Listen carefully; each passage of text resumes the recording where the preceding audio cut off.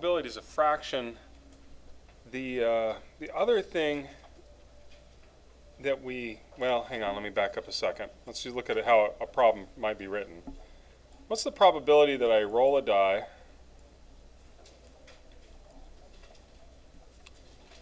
when we say die, we mean a singular dice, right? That I roll a die and get a 5.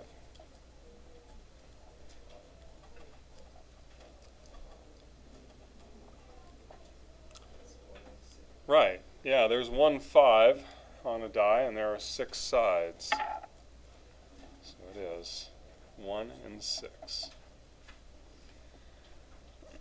There's another way that probability can be expressed, also with a fraction. We call them odds. Now, I don't think the book hits on odds very strongly at all. In fact, it may not even be mentioned, but I think it's worth mentioning. Let's say I ask, or I'm out of it today. So odds would be written as the ways you can win the game, just like probability, over all the ways you could lose the game. Win versus loss, or good versus bad.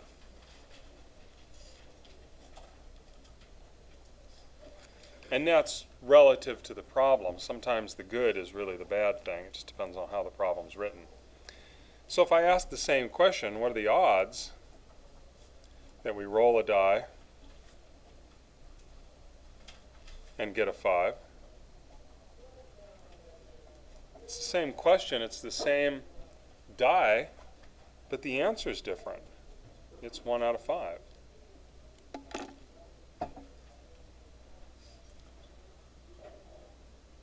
So there's one way to win, and there's 5 ways to not win, is how odds are written. There's one other way to express probability, and that's chance.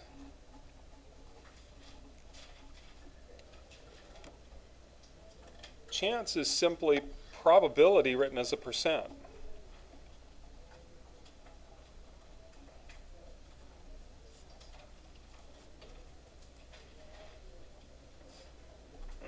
And chance is probably how you experience probability the most. There's a 30% chance of rain today. We talk a lot about probability in terms of percent. And when it's in percent, it's the same as the fraction of probability. It's just the percent of it. So, any idea who uses odds and why?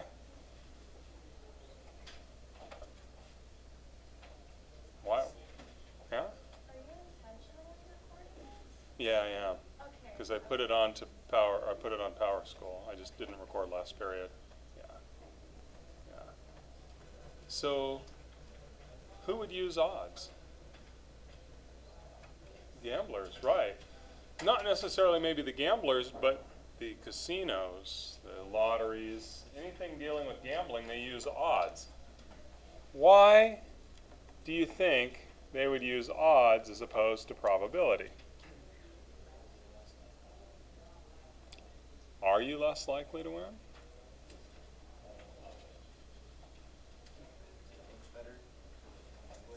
Yeah, it does. It looks better. The gambler, if they're not educated in the difference between probability and odds, this looks far better. The 1/5 is far better than the 1/6. You got a 20% chance of winning versus about a 16 or 17% chance of winning. I just erased my example, but that's okay. So let's say that before the World Series was played, the odds makers said that the probability that the Astros win, the probability the Astros win is 3 out of 7, less than half. But that's not how the gamblers, the odds makers would say it. They would say Astros would have a 3 to 4 odds of winning. They would use odds. So if you're a gambler and you're looking at this, you're thinking, you may be thinking, I got a 75% chance that I'm going to take some money home on this, right? When in fact your probability is actually less than half. Does that make sense? So there's lots of ways to be fooled in this world. This is one way, and it's one of the ways that I don't partake. I don't gamble. I play the lottery on occasion, but I don't play the lottery because I have any real hope of winning, because now it's moved up to like 1 in about 300 million to win. And yeah, I just don't feel that lucky, frankly. So when I buy my lottery tickets, it's not because I think I'm going to be a winner, although that's always a possibility. And I relish the idea of winning the lottery, but because then what I could do is I could make a big skylight in this room, and I could continue teaching with skylights instead of these artificial lights, right? Okay? How do you know? I'd just hire somebody else to do the grading. Yeah. They actually should do that because studies show that students retain more with natural sunlight. Oh yeah, natural sunlight's absolutely the best, and we have none in this class. So anyway, moving on. I actually don't play the lottery to win so much as I play the lottery to touch base with the people that I've bought lottery tickets from for years. I go, hey Jerry, how you doing? Hey Glenn, good to see you. How's your week? I buy them from the same person every week. Make sure that they're working, you know. But I don't make a big deal out of, you know, I buy like one. Yeah. My brother won $1,000. He won $1,000 because of the Astros? Oh, that's cool. Who did he bet? Well, he won at the beginning of not the season, beginning of the postseason. He bet on them and bet like 250 on it. So did he bet like 250 and then won 1,000? Did he bet with like the odds makers in Vegas somehow, or? You don't know, right? You don't know the answer to that question. I gotcha. All right. Okay. All right. I don't know how he won that money. As long as it didn't come out of my pocket, it's just fine, right? Okay. Probability is always fun to talk about. Probability simulation.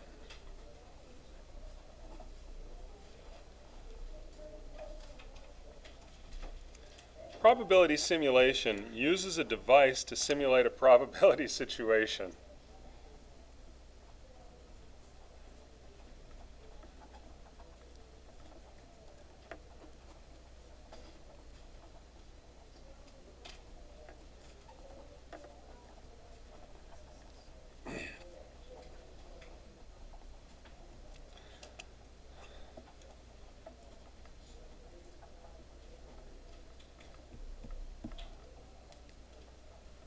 Since I'm recording, Peyton was reluctant to give his information. Is what? Yeah, right here.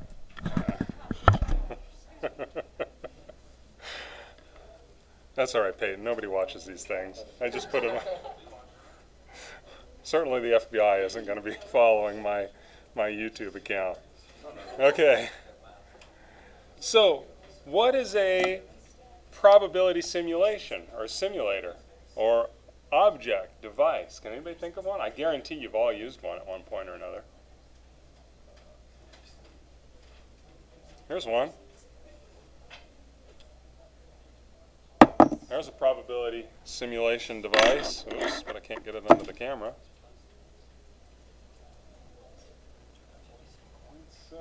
It's actually a big silver dollar. Yeah. So, a coin, a die. I heard somebody say a die or dice. The random digits table, you bet.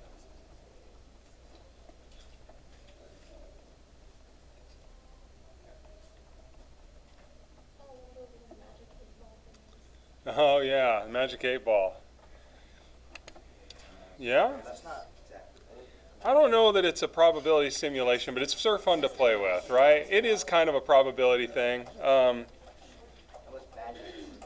I'm thinking there's that game where you lay out the vinyl floor and it's got all the colors and you twister, right? What do you do to get, what's that thing that you, a spinner, yeah, spinner. Yeah, a deck of cards can be used.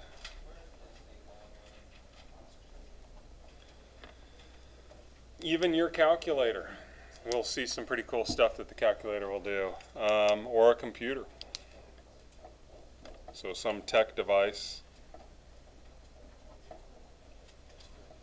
Those are all great answers. There's probably plenty more. So probability simulations can be made with stuff like this. Okay. Everybody ready for page 2? All right, let's talk about what sort of probabilities there are. So we have independent versus dependent probabilities.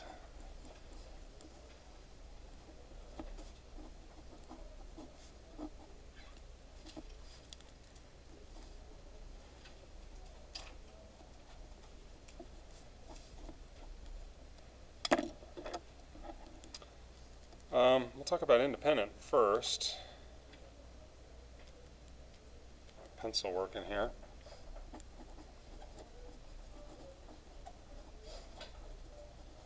I'll give an example. We flip a coin and roll a die.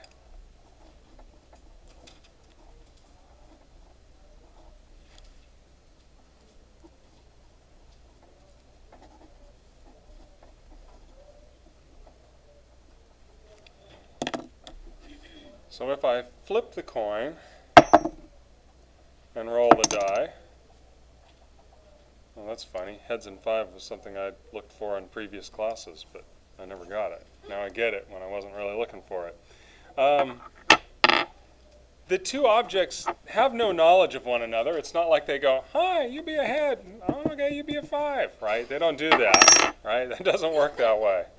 So these events have no knowledge of one another.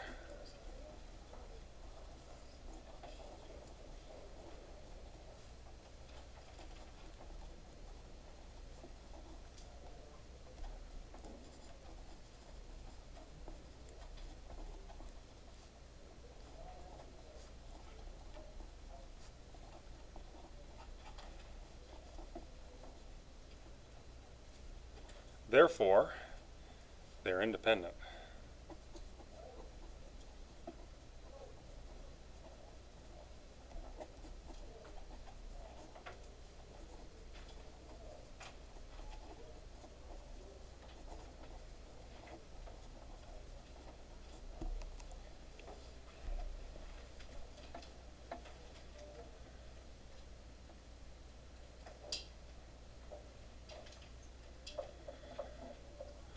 So independent events, if we talk about two independent events, like flipping a coin or rolling a die, that's a combination. So we call that a probability combination.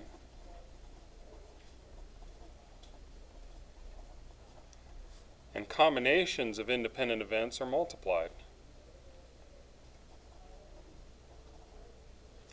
I probably should say of independent, sorry.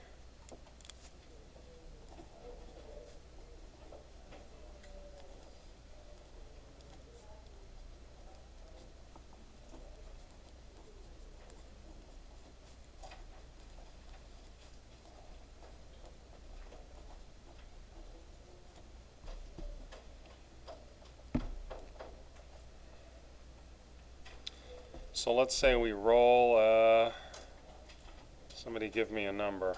3. A 3, and flip for what? Heads? Okay. So rolling a 3 has a probability of 1 in 6. Flipping and getting heads has a probability of half, 1 in 2, right? They're independent events, It'd be kind of cool if the coin and the die could talk to one another, but they don't, as far as we know, right? Do some sort of scientific study. So this is a 1 in 12 probability that I get lucky enough to flip and roll. Oops. Now I got the heads.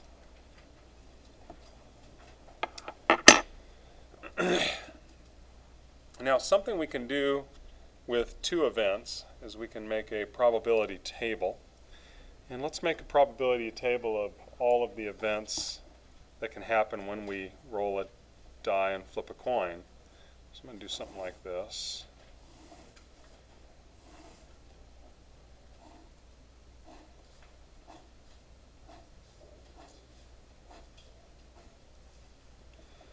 So this will be the coin, and I can get either heads or tails. And across the top this will be the die. So I can get a 1, a 2, 3, 4, 5, or 6.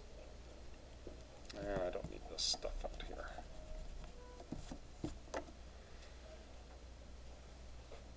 So in each of these spaces, we're going to fill the possible outcomes. These are called event spaces, so this would be a heads in 1, this would be heads in 2, heads in 3, heads in 4, 5, heads in 6, and then below it would be the same thing with tails. Tails in 1, tails in 2, tails 3, tails 4, tails 5, and tails 6. And it's easy to see that within our table, these are all the different possible ways that I can flip a coin and roll a die. And the one we were looking for was heads in 3. So you can pretty easily see that that is 1 out of 12. So it makes it geometric. And these are called event spaces.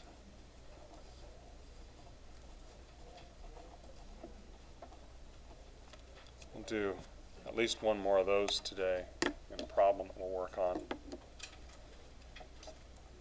And rolling a die and flipping a coin is a fairly small probability table. They can get pretty long, pretty big in some cases, but they can also be pretty handy. All right, let's finish up these notes with dependent events.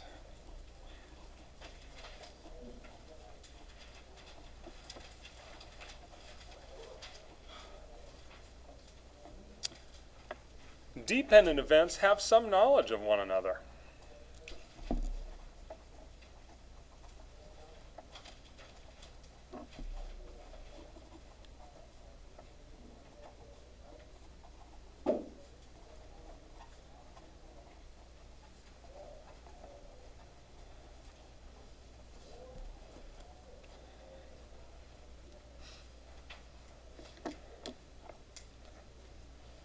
So for example, the die knows that there's a 1, a 2, a 3, a 4, and a 5, and a 6 on there. So if I asked for the probability to roll a die, get an odd number,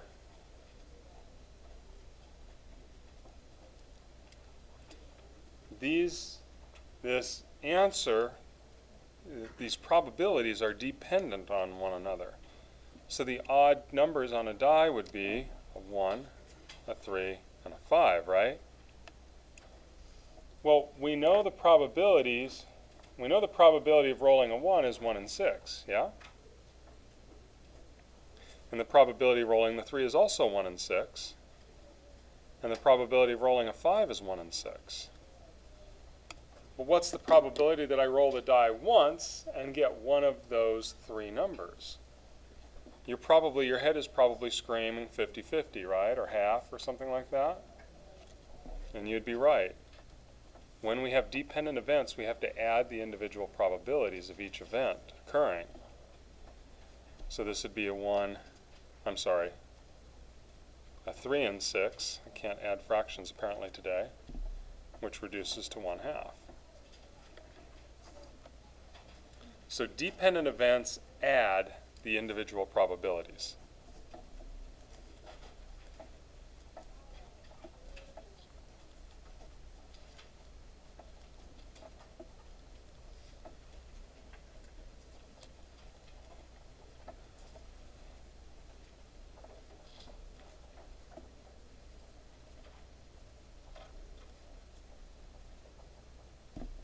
Space there. Dependent events add the individual probabilities.